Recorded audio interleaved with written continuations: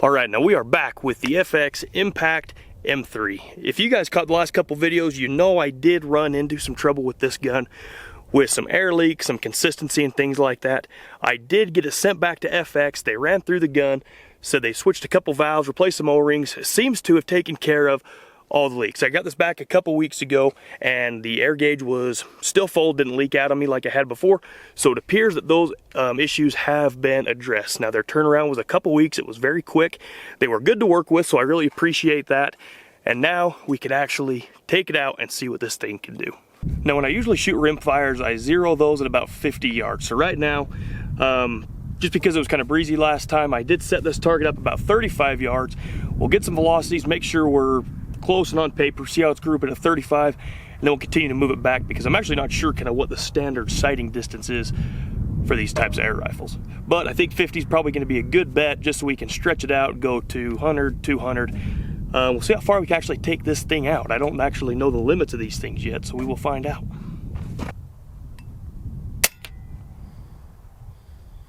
First velocity, 926. 920.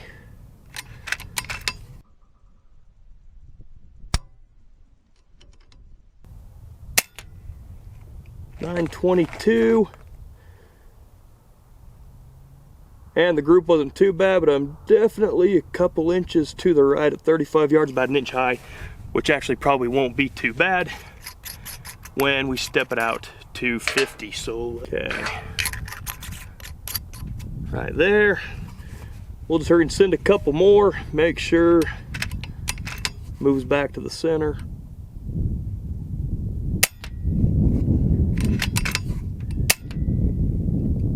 And almost exactly the same spot. I think I followed up on that one a little quick. Let's move over to the other target on the other side.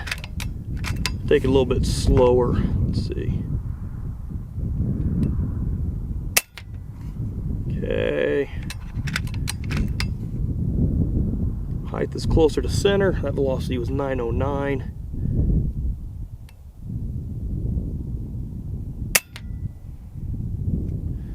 Back to 922, stacked them.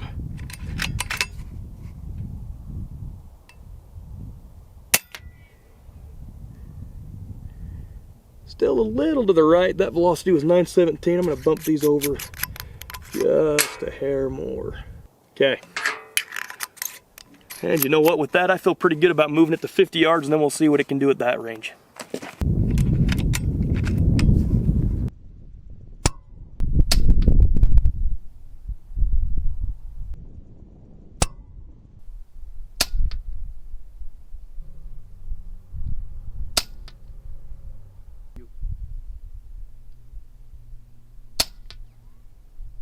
.931 and dead center.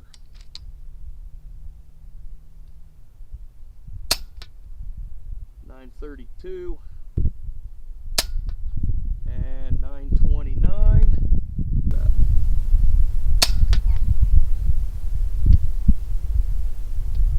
Okay, that gust did pull me off. Back. Okay, wind died, stacked her right back in the center. We'll do one more.